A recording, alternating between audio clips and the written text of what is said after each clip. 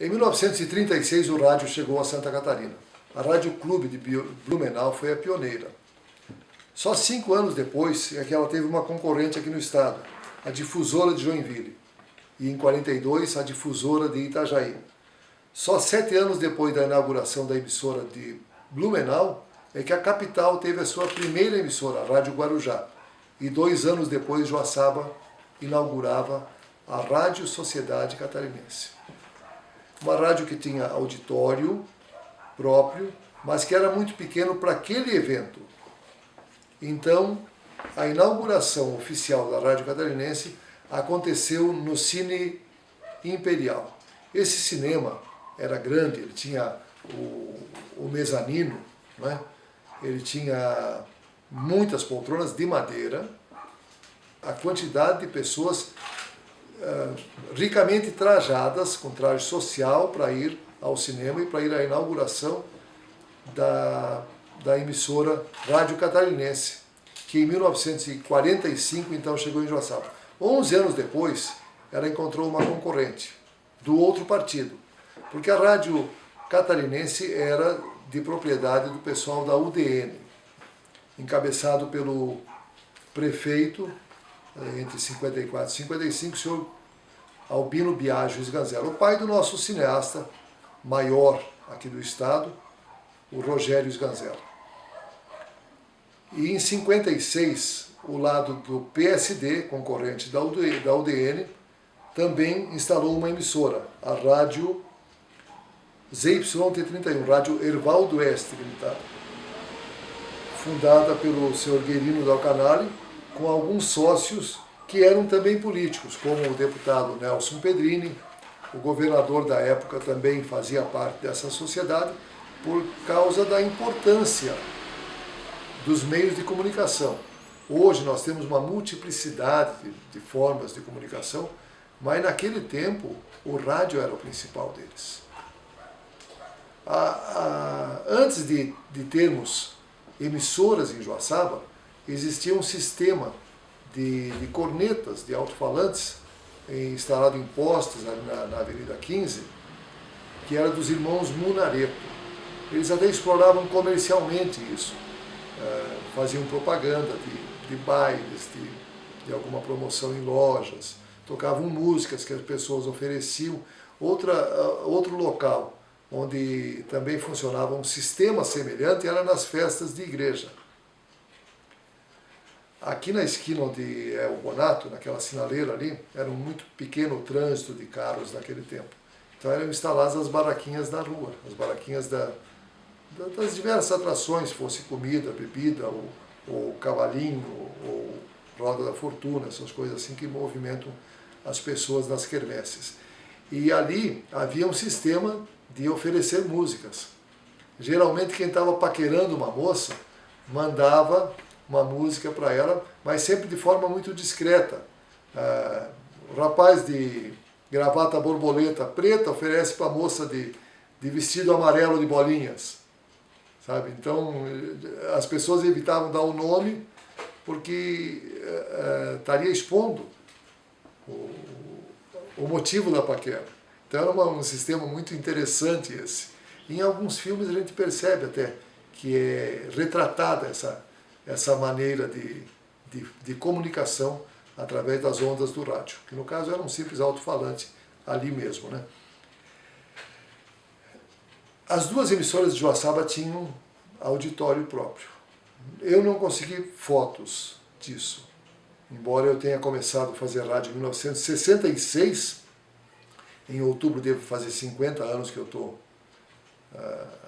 nesse meio de comunicação que é o rádio, que eu estou usando o microfone. Meu programa eu toco músicas do tempo da Jovem Guarda, que é o tempo onde eu comecei, e uma diversidade cultural, né? Eu acho que a época mais rica da música brasileira acontece do final dos anos 50 ao início dos anos 70, né? Com clássicos que são celebrados até os dias de hoje. E meu programa começou ali em 66, nessa emissora chamada Rádio Ervaldo Oeste, que era de propriedade do senhor Guerino Dalcanali e seus sócios, que era dirigida pelo senhor Luiz Carlos Marques, cujo apelido era Juca, ele é falecido já, as filhas dele moram aqui na cidade. E ali, numa manhã de 23 de outubro de 1966, com meus discos embaixo do braço, fui para a rádio 8 horas da manhã, que era um horário que ninguém queria fazer. Ninguém gostava de acordar cedo no domingo para ir para a rádio falar. Então, como eu tinha essa vontade de tocar as músicas que eu gosto, eu levava meus discos de casa, coisa que eu faço até hoje, só que hoje eu levo num pendrive, né? E nesses programas se atendia muito pedido de ouvinte. Há um fato curioso, que é o advento da fita cassete. Antes da fita cassete era muito caro e muito difícil ter aqueles gravadores de carretel, né? Difícil até de manusear. E com a fita cassete tudo ficou mais prático e mais fácil. E até barateou. E nos anos 70, em 72, eu tive acesso a um radiogravador. Então isso te permitia gravar as músicas favoritas na programação da rádio sem ruídos externos.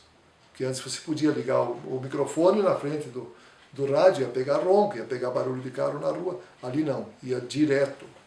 E o que o pessoal ficava torcendo para o locutor não falar no meio da música, né? Senão esculhambava tudo. Mas as pessoas telefonavam para a rádio solicitando suas músicas, havia programas com telefone ao vivo no ar, não é?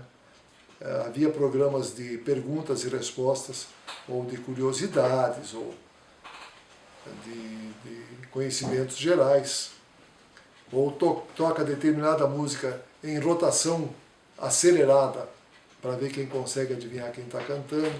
Isso acontecia muito nos anos 50, nos anos 60 e na década de 70 também. E os programas de auditório aconteciam tanto na Rádio Ervaldo Oeste como na Rádio Catarinense.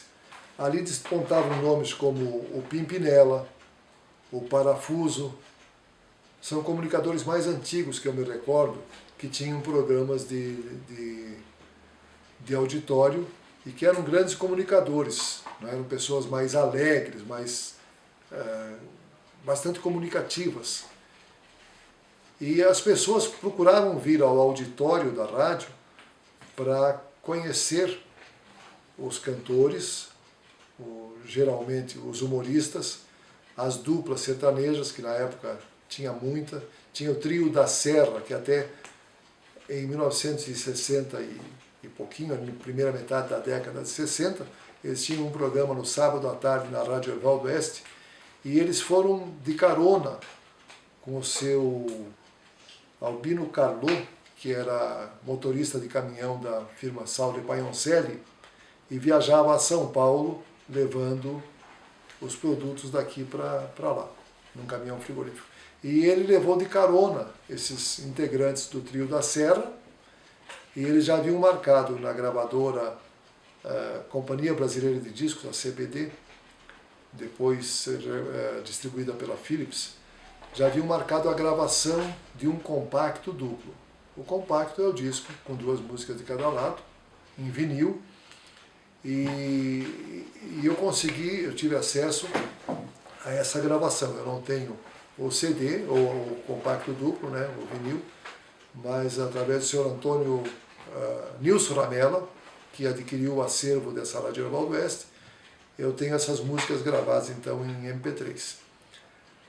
A Rádio Ervaldo Oeste ela foi fechada em 1974, talvez por motivos políticos.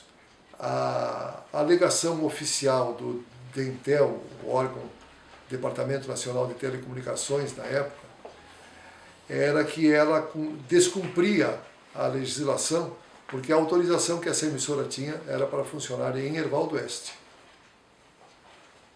Talvez por denúncia de concorrentes, talvez por denúncias políticas, porque era um tempo bravo, né? Nos anos 70 havia informantes e você tinha seus passos meio vigiados, você não podia ser contrário ao regime militar vigente, porque corria o risco de ser denunciado. E talvez por um comentário político do seu diretor proprietário, seu Guerino Dal Canale, que apresentava um programa dentro do horário do meio-dia, que é o noticioso forte da emissora, é o horário do meio-dia. Ele apresentava um programa chamado Comentando. No Comentando, cuja introdução era uma marcha militar de Strauss, Radetzky March, ele já aquilo motivava para a coisa ser grandiosa, né? Ele fazia comentários políticos.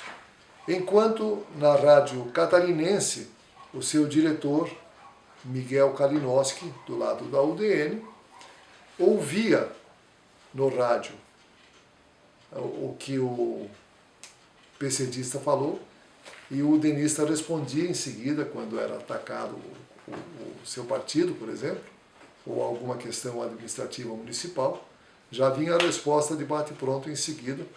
E ao público restava escutar o Comentando na Rádio Erval e mudar rapidinho para a Rádio Catarinense, né? Elas são muito próximas no dial, a ZYT31, a Rádio Erval, e a ZYC7, a Rádio Catarinense, que até hoje opera em 1270 kHz. Então, restava ao ouvinte mudar de rádio ligeirinho para acompanhar, porque não se tinha ainda televisão em Joaçaba, que só veio acontecer em 1965, com uma transmissão inaugural, direto do Clube 10 de Maio, com a TV Joaçaba. Foi um pioneirismo também na época do empresário Ivan Bonato, prematuramente falecido, e cujo grupo empresarial é o proprietário até hoje das emissoras desse grupo catarinense.